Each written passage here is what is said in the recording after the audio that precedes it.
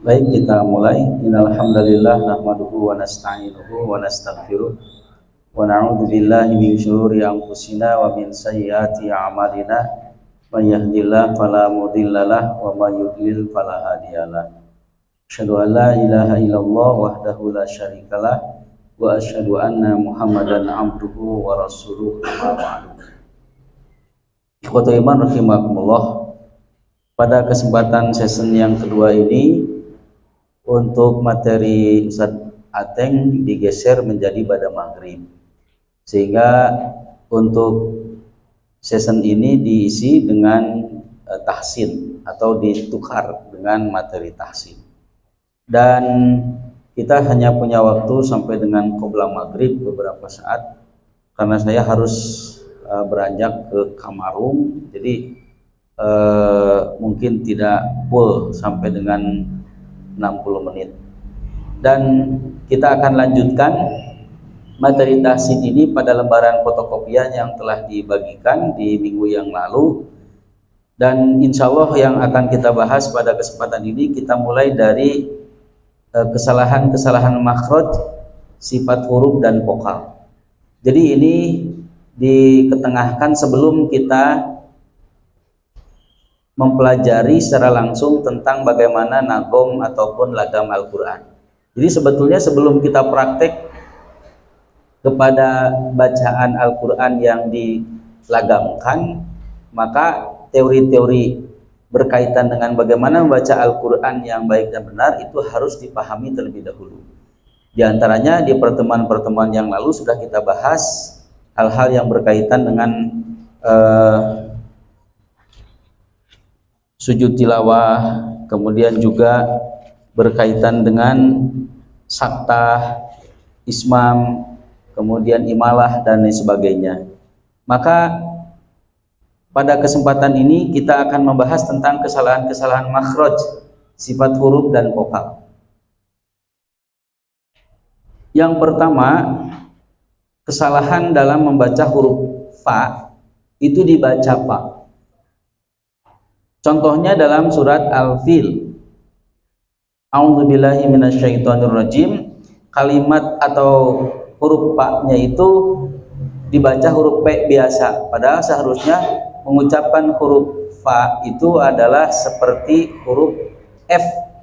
Jadi ada nafas yang keluar f kalau mengucapkan huruf fa. Ya. Alam tara kaifa fa'ala rabbuka bi ashabil fil. Nah itu huruf fa. Alam tara kaifa fa fi fu.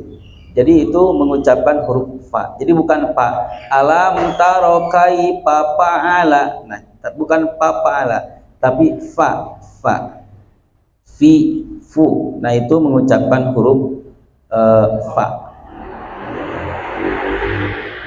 Kemudian yang kedua, kesalahan dalam membaca huruf zai atau za, sehingga kemudian banyak membacanya dengan membaca vokal huruf jim, ja. Padahal kalau dalam huruf kita zai itu adalah dengan z, bukan dengan J, tapi dengan Z. Artinya ada dezis, ada ziznya begitu. Dezisnya yang seperti huruf Z untuk mengucapkan kata zoro begitu. Kan itu jorok, tapi zoro begitu. Insya Allah nanti ada termin tertentu untuk membahas tentang bagaimana mengucapkan huruf-huruf hijaiyah begitu.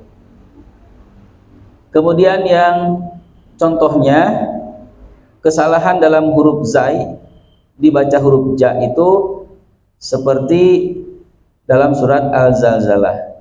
Idza zulzilatil ardu zilzalaha.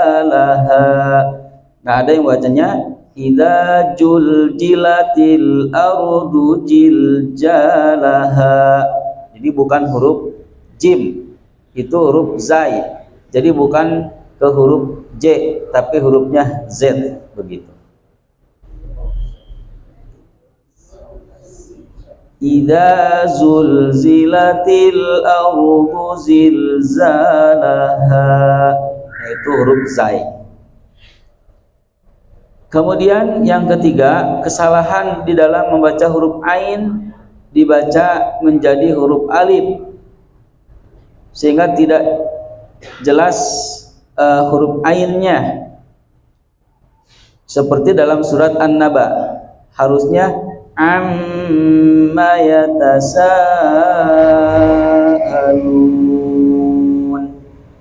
anin naba'il azim. Maka ada yang baca amma yatasaalun anin naba'il azim atau anin naba'il azim, bukan azim tapi azim. Ada yang bacanya hurufnya dengan alif, jadi bukan ain. Nah, itu kekeliruan di dalam membaca huruf ain. Kalau membacanya alim bukan alim, maka akan berbeda mananya. Kalau Allah itu innallaha alim, sesungguhnya Allah maha mengetahui, tapi kalau dibaca dengan alif, innallaha alim, sesungguhnya Allah itu maha pedih, kan begitu. Jadi beda sedikit, nanti akan beda maknanya. Itulah fungsi benarnya mengucapkan vokal dalam huruf Al-Quran, supaya tidak merusak makna, supaya tidak merubah arti dan makna. Karena kalau keliru dalam mengucapkan kemudian fatal, maka akan merubah makna dari makna yang sebenarnya. Nah, walaupun ikhwati rahimakumullah, mungkin saja ada yang tidak merubah makna, tapi kurang nyaman saja atau kurang bentes saja. Seperti huruf zai dibaca dengan huruf jim, huruf fa tadi tidak dengan ada hembusan nafas misalnya, itu kan tidak merubah makna, tapi tetapnya tebentes segitu. Jika ungkapan laleur mapai arei gitu kan, lalu mapai air itu kan jadi itu jelas gitu. Nah, kemudian ikhwati rahimakumullah, poin yang keempat, kesalahan huruf kha dibaca ha begitu. Tsumma yu'idukum fiha wa yukhrijukum ikhraja. Ada yang bacanya tsumma yu'idukum fiha wa yukhrijukum ikhraja. Jadi suara huruf kho-nya ada seperti dengkurannya tidak ada, tidak terdengar begitu. Jadi itu akan mungkin saja tidak merubah makna, tapi di sisi yang lain mungkin saja ada kalimat yang bisa merubah makna gitu. Jadi tergantung konteks kata ataupun kalimatnya. Maka dari itu harus bisa dibedakan antara huruf kho dengan ha gitu. Biasanya huruf kho mah hese lamun keur sadar, tapi lamun keur teu sadar mah lekoh gitu. Lamun keur kulem huruf kho teh bisa gitu, tapi keur sadar hese gitu. Kemudian yang kelima, kesalahan di dalam membaca qalqalah, di mana huruf qalqalah ada 5, ba, jim, dal, to, dan qaf. Tapi ada yang membaca huruf qalqalah bukan pada tempatnya, bukan pada huruf qalqalah.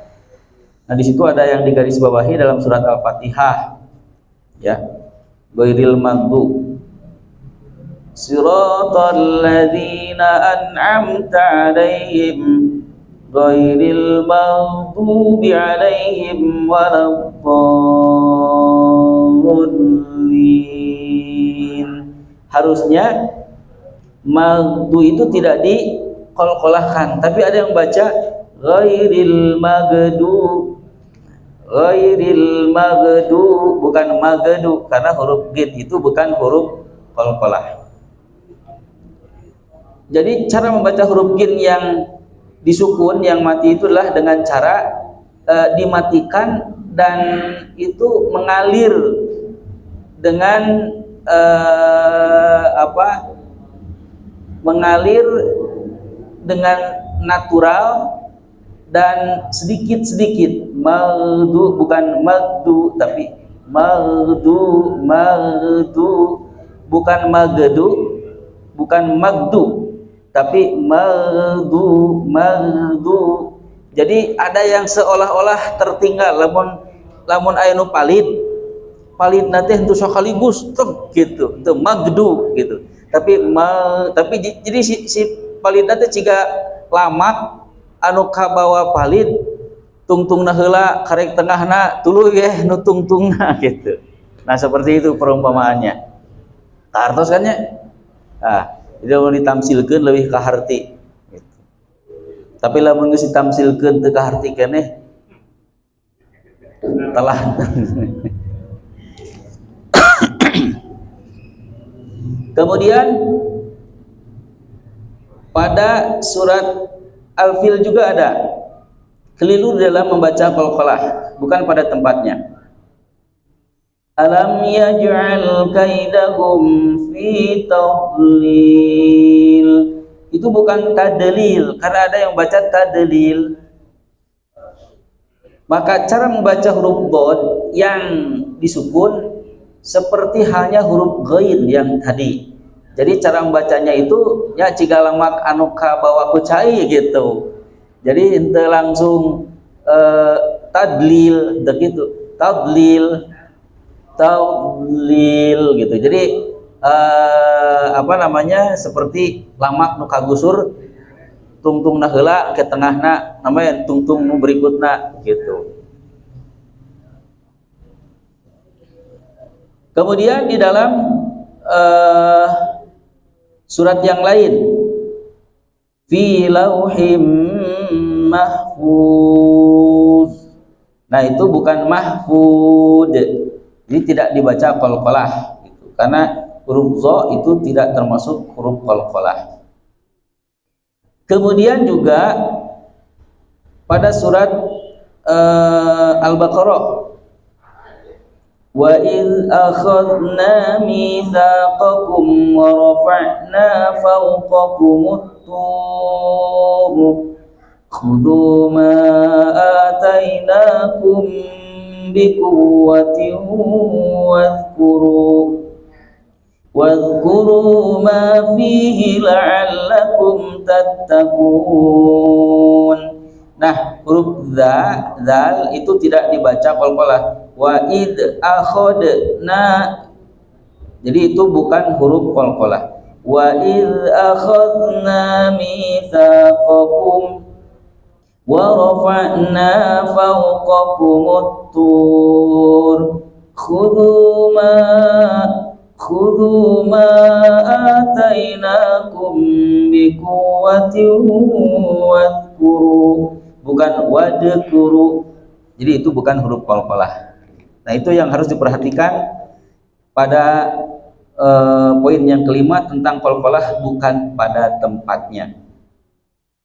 Kemudian membaca huruf lin dengan vokal e atau o. Nah contoh dalam surat Al-Fil, alam yaj'al kaidahum fi tadlil.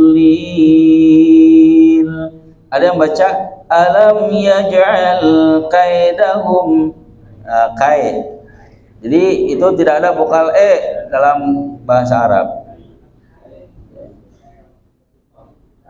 Kemudian juga au kasayyibim minas samaa'i fihi dhulumatun wa ra'dun wa barq. Nah yang jadi contoh Au itu bukan au. Au kasoyibim minas sama. Ada yang baca au gitu. Itu bukan au tapi au gitu. Kemudian juga dalam waqaf pada kalimat yang diberhentikan, yaj'aluna asabi'ahum fi adanihim minas sawa'iqi hadaral maut, bukan hadaral maut. Itu bukan maut, itu maut ya. Minas sawa'iqi hadaral maut, dan huruf ta-nya dibaca itu ada napas yang keluar, maut, bukan maut, maut. Nah, huruf ta itu mengucapkannya seperti itu. Nanti kita mempelajari tentang makhraj ya, dari huruf alif sampai dengan huruf ya dan bagaimana mengucapkan beserta contohnya. Huruf ta, ta, jadi ta. Jadi ta itu mengucapkannya ada napas yang keluar. Ta. Terlalu. Ta, ti, tu. Ta'lamun gitu. Sehingga ketika dia sukun ada napas yang keluar. Maut gitu. Nah, itu poin ke-6, keliru dalam membaca huruf lin dengan vokal e atau o. Di belakangnya sekarang kesalahan-kesalahan umum yang sering terjadi dalam membaca Al-Quran seputar bacaan mad.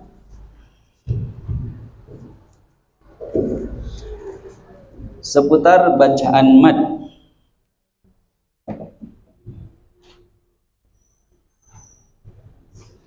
Yang pertama,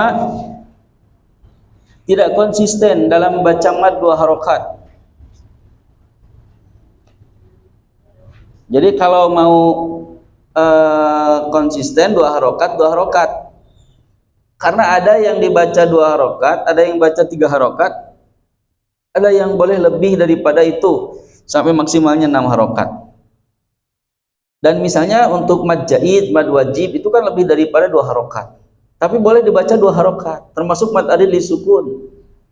Tapi kalaupun mau dibaca 2 harokat, konsisten 2 harokat saja semuanya. Gitu.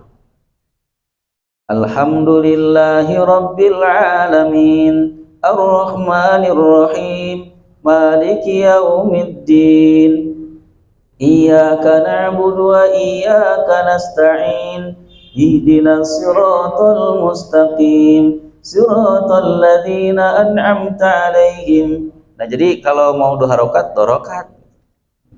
Tapi kalau misalnya mad adil li sukunnya dibaca lebih dari 2 harokat, maka konsisten lebih dari 2 harokat, mau 3 mau 4 misalnya gitu.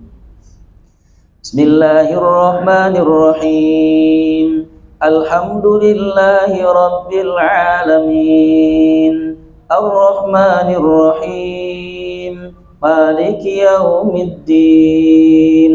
Nah, jadi konsisten saja begitu.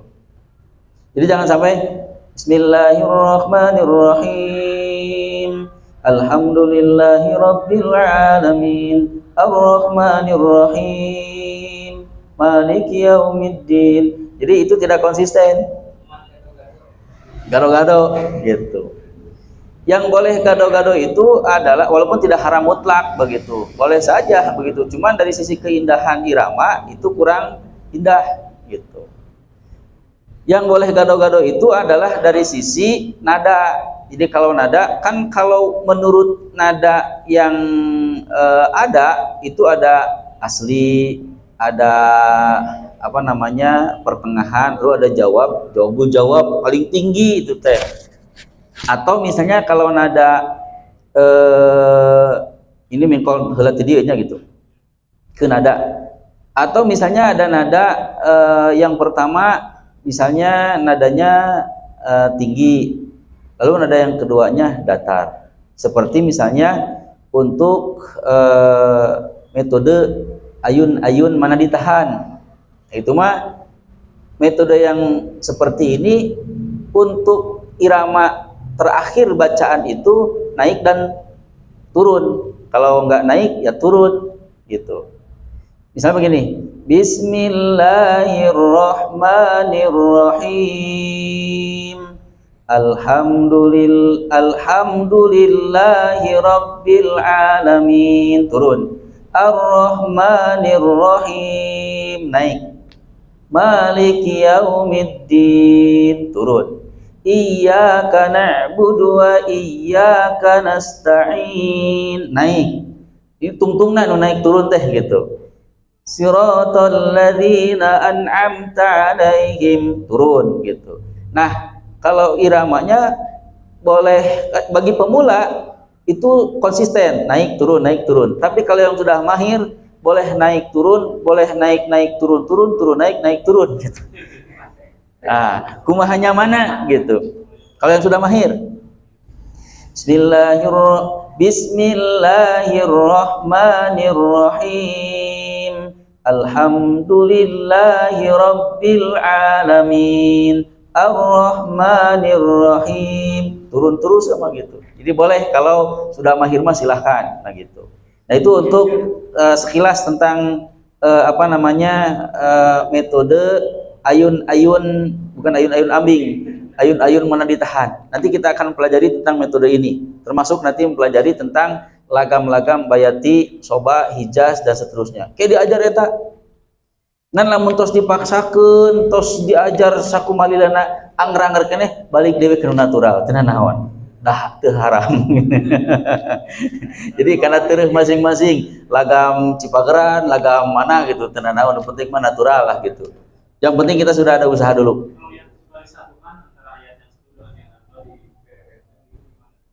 Itu namanya diwasol. Ya, itu bisa nanti ada aturannya. Jadi kan nanti ada tanda-tanda wakaf. Nah, tanda-tanda wakaf itu di mana kita boleh berhenti, di mana kita tidak boleh berhenti, mana yang boleh disambung diwasol, mana yang tidak boleh diwasol. Itu nanti akan kita pelajari tentang tanda-tanda wakaf. Ada tanda wakaf mutlak, tanda wakaf jaiz, ada tanda wakaf la waqfa bihi, ada juga al-waslu aula bihi dan seterusnya. Jadi nanti kita akan pelajari itu semua. Jadi sebelum kita mempelajari lagamnya, berarti teori-teorinya harus tahu dulu gitu. Baru nanti setelah teorinya tahu, maka ketika membaca Al-Qur'an kita akan bisa memperhatikan ayat-ayat dengan bacaan yang baik begitu. Kemudian ikhwati rahimakumullah, poin yang kedua, tidak membedakan antara mad 2 harokat dengan bacaan mad lebih dari 2 harokat. Nah, jadi kalau misalnya kita mau konsisten semua dibaca 2 harokat boleh sebetulnya. Mad jaid, mad wajib, mad arid disukun, mad silah tawilah itu kan lebih daripada 2 harokat. Tapi kalau dibaca 2 harokat juga boleh, tapi konsisten 2 harokat begitu. Tapi kalau kita mau membacanya sesuai dengan hak asalnya dari kata dan kalimat tersebut, maka bacalah dengan konsisten. Jangan mad jaid dibacanya misalnya 5 harokat, tapi di tempat yang lain melewati mad jaid 2 harokat gitu. Nah itu berarti tidak konsisten. Jadi kalau mau konsisten 2 harokat, 2 harokat. Kalau mau 3 harokat, 3 harokat. Mau 4 harokat, 4 harokat. Jadi konsisten dalam membaca mad jaiz gitu. Kalau menemui kata dan kalimat dalam Al-Quran dengan mad yang sama. Termasuk mad arid disukunnya juga sama. Jadi jangan dibeda-bedakan antara mad arid yang satu dengan yang lainnya, itu dibaca dengan berbeda panjangnya. Kemudian yang ketiga, tidak membedakan antara tanda alis yang dibaca 4 sampai 5 harokat dengan tanda alis yang dibaca 6 harokat. Nah artinya ini mah harus konsisten gitu. Jadi kalau mad jaiz itu kan sampai 5 harokat, kemudian mad wajib itu 6 harokat, berarti itu harus bisa konsisten di dalam membaca panjang dari bacaan tersebut. Nah itu ikhwati rahimakumullah. Berkaitan, silakan. Membedakan antara kata dan kata, apakah ada metode dengan jari atau seperti apa? Ya, itu ada yang menggunakan ketukan. Ida ja Idza jaa, itu sudah masuk ja kedua itu sudah masuk 2 harokat.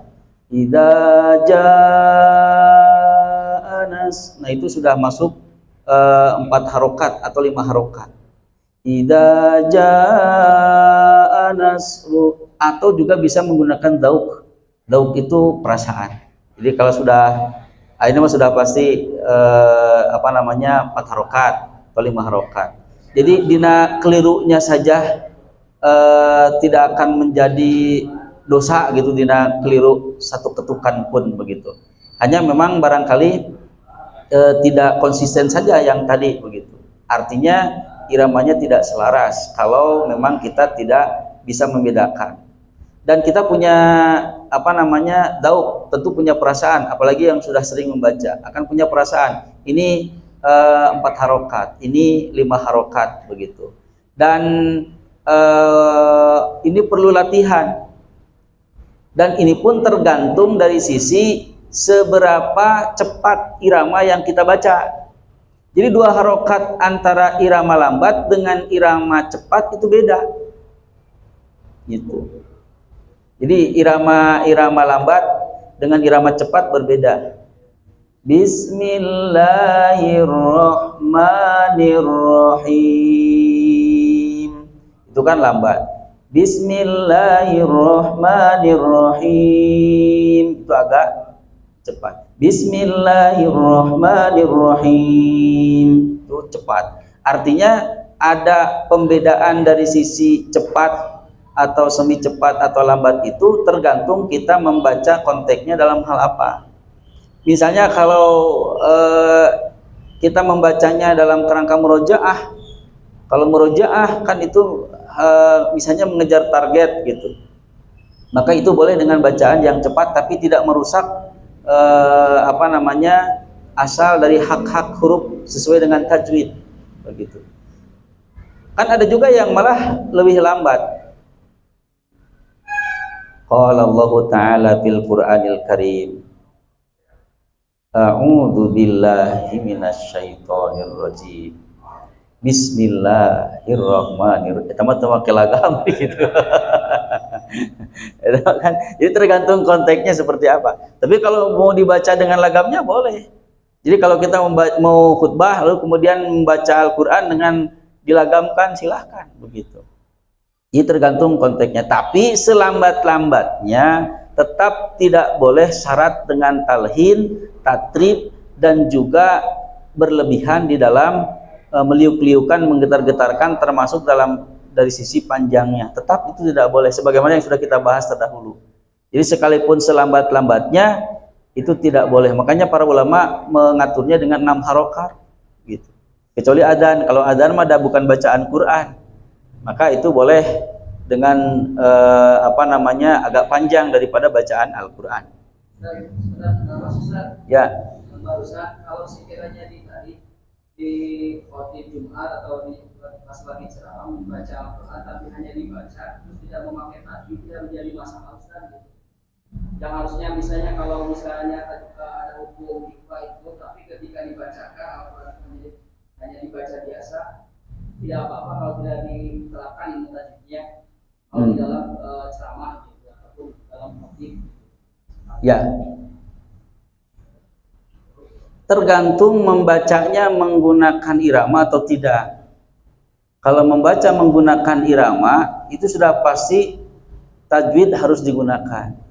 Tapi kalau membaca tidak menggunakan irama, maka bisa saja tajwid itu kemungkinan ada yang tidak terbaca. Misalnya begini, dalam surat Al-Baqarah ayat 124, wa idzibtala Ibrahima rabbuhu bikalimatin fa'atammahun. Itu kan bikalimatin fa'atammahun. Tidak dibaca ikhfa'nya karena memang berhenti di situ, tapi berhentinya dengan cara membaca kalimatnya secara utuh. Maka itu tidak dibaca bikalimatin fa'atammahun. Jadi ikhfa nanti eureun heula. Jadi tidak dibaca bikalimatin fa'atammahun. Nah, kalau mau disambungkan tentu itu harus dibaca ikhwahnya. Tapi kalau misalnya memang kita membacanya tidak menggunakan irama, maka harus tepat dari sisi waqafnya di mana, begitu. Jadi itu dalam membaca pada saat tidak menggunakan tajwidnya. Seperti misalnya mangkana, ada kalimat mangkana, lalu dibaca mankana, gitu.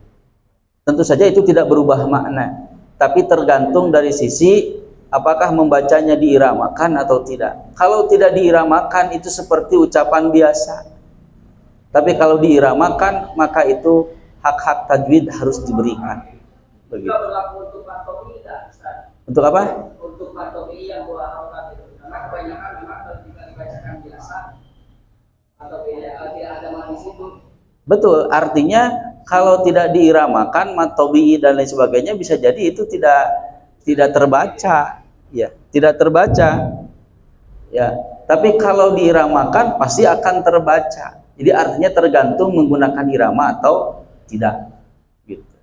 Maka kalau tidak menggunakan irama bisa jadi ada beberapa hukum tajwid yang tidak terbaca dan itu tidak merubah makna. Ada. Kalau hadis kan tidak menggunakan tajwid, begitu, mutlak, gitu. Tapi kalau dalam Quran menggunakan tajwid ketika diiramakan. Tapi ketika tidak diiramakan, itu seperti halnya kita berbicara dalam bahasa biasa seperti bahasa hadis. Itu diantaranya. Nah itu. Kemudian ikhwati rahimakumullah. Kemudian membaca ikhfa. Ikhfa itu dibacanya harus ditahan. Minimalnya 2 harokat. Mangkana, jadi tidak mangkana, mangkana. Jadi agak ditahan ikhfa itu. Karena banyak yang bacanya ikhfa itu dengan cara langsung begitu. Minkum, bukan minkum. Walaupun benar bacaannya, tapi itu tidak ditahan. Padahal harusnya ditahan. Minkum, bukan minkum, tapi minkum. Bahkan boleh lebih daripada 2 harokat. Kemudian yang selanjutnya kesalahan seputar bacaan yang disertai gunah. Yang pertama, tergesa-gesa dalam membaca bacaan gunah pada hukum nun mati dan mim bertasdid. Pada hukum bacaan gunah seperti dalam surat An-Nas itu ada nun yang bertasdid dan itu hukumnya adalah gunah. Jadi gunah sadah. Ada nun atau mim yang bertasdid. Kalau mim yang bertasdid amma yatasaalun, yaitu ditahan. Jadi jangan tergesa-gesa. Minal jinnati wan nas. Jadi bukan minal jinnati wan nas. Jadi tidak ditahan itu. Harusnya ditahan. Minal jinnati wan nas. Qul a'udzu birabbin nas, malikin nas. Tahan itu dikinnya, hinnya. Ilahin nas, bukan ilahin nas. Jadi tidak dibaca langsung tapi tahan dulu. Ilahin nas. Nah, banyak yang bacanya langsung tidak ditahan, padahal itu keliru. Kenapa? Karena ini hukumnya gunah. Artinya harus ditahan 2 sampai 3 harokat. Ya. Masalah IFA itu huruf kok atau sama dengan menghadapi kita sama yang lainnya, suaranya kadang-kadang ada yang harus berbeda kan, ada apa sama gitu? Ada perbedaan.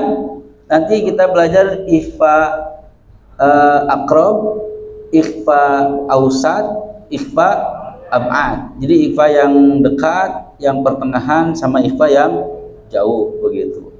Jadi itu ada perbedaan cara membacanya. Artinya ada yang memang harus cenderung ke huruf tersebut, ada yang pertengahan, ada yang memang jauh berbeda dengan huruf tersebut. Minkum, huruf kapan itu? Beda dengan huruf sa. Min samarihi. Jadi kita aja sudah mulai masuk ke huruf sa, seperti mau masuk ke huruf sa. Ya, min samarihi. Jadi bukan min samarihi, tapi min samari. Jadi sudah dari engnya pun sudah masuk ke huruf sa. Jadi ada mau ke vokal ke vokal sa gitu, ke huruf sa. Nanti kita akan mempelajari itu gitu. Terus dalam mikirnya lah duit ka sasi naon ieu teh. Nebikeun ka Ramadan ge. Jika nama molotok merenya insyaallah. Di luar mastaka berarti teu arasub. Kemudian yang kedua, tergesa-gesa dalam membaca bacaan gunnah pada hukum idgham bi gunnah. Hukum idgham bi gunnah bukan hanya huruf nun ya, bukan huruf hanya mim gitu. Itu mah gunnah sada. Seperti misalnya bacaan gunnah itu adalah huruf wawu yang sebelumnya ada tanwin patah atau tanwin yang lain. Alladzi jama'a malahu wa'addada. Nah itu launya itu kan tanwin patah atau tanwin patah. Kalau tanwin kasroh tanwin domah tanwun, kan begitu. Itu singkatan. Maka ketika ada tanwin patah menghadapi huruf wawu, itu namanya idgham bi gunnah. Maka bacaannya adalah dengan ditahan, tidak tergesa-gesa. Alladzi jama'a malahu wa'addada, bukan alladzi jama'a malahu wa'addada. Nah, jadi launya itu ditahan. Alladzi jama'a malahu wa'addada gitu. Jadi setiap gunnah itu ditahan. Kemudian yang ketiga, tergesa-gesa dalam membaca bacaan gunnah pada hukum ikhfa gitu. Yaitu dalam ungkapan ang. Alladzina hum an salatihim sahun. Tahan itu, bukan alladzina hum an salatihim sahun. Jadi angnya itu harus ditahan. Alladzina hum an salatihim sahun. Nah itu cara membaca ikhfa dengan cara ditahan, tidak boleh tergesa-gesa. Yang keempat, tergesa-gesa dalam membaca bacaan gunnah pada hukum iqlab. Iqlab itu nun mati bertemu dengan huruf ba. Kalla la yumbadanna fil hutamah. Nah itu yumnya itu ditahan. Kalla la yumbadanna fil hutamah. Jadi bukan kalla la yumbadanna fil hutamah. Walaupun suaranya enakeun, tapi itu tidak pas karena tergesa-gesa. Harusnya ditahan dalam bacaan gunnah dan pada hukum iqlab. Terakhir, kekeliruan seputar gunnah itu adalah tergesa-gesa dalam membaca bacaan gunnah pada hukum ikhfa syafawi. Tarmihim bihijaratin min sijil. Nah itu ikhfa syafawi itu adalah mim mati bertemu dengan huruf ba. Tarmihim, tahan. Tarmihim bihijaratin min sijil. Nah nanti kita akan belajar tentang cengkok. Itu menggetarkan gitu. Namanya cengkok gitu. Itu cengkok namanya. tarmihim bihijaratin, nah itu cengkok, min sijil gitu. Nah itu apa namanya, harus ditahan.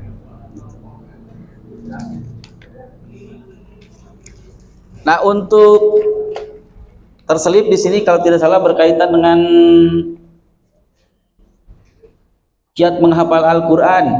Nah, itu mah tinggal dibaca sajalah, ya, di tengah-tengah itu, di lembaran yang keempat. Nah, itu mah tinggal dibaca saja barangkali. Dan memang paket seorang mubalik itu harus komplit, diantaranya dengan bacaan Quran gitu kan. Artinya ketika khutbah Jumat, ketika ceramah, dalam khutbah Jumat kan ada sholatnya, berarti bacaannya juga harus dipertimbangkan. Yang penting bukan hanya sekedar apa namanya, lagamnya, lamun memang tos diajar tapi lagamna anger kitu-kitu keneh tos we, nu penting mah leres makhraj dan tajwidnya tos we gitu. Karena di Mekah sendiri saya pernah mendengar imam Masjidil Haram yang bacaannya biasa-biasa we, tapi leres da buku orang Arab batunya gitu, bacaannya betul, tajwidnya betul, tapi lagam irama nama biasa we gitu, lagamnya malah tidak. Iya, itu pernah saya mendengar seperti itu. Nah artinya apa namanya, berkaitan dengan lagam itu, kalau kita sudah mempelajarinya sedemikian rupa, terus langsung deh karena lagam natural, lagam orang gitu.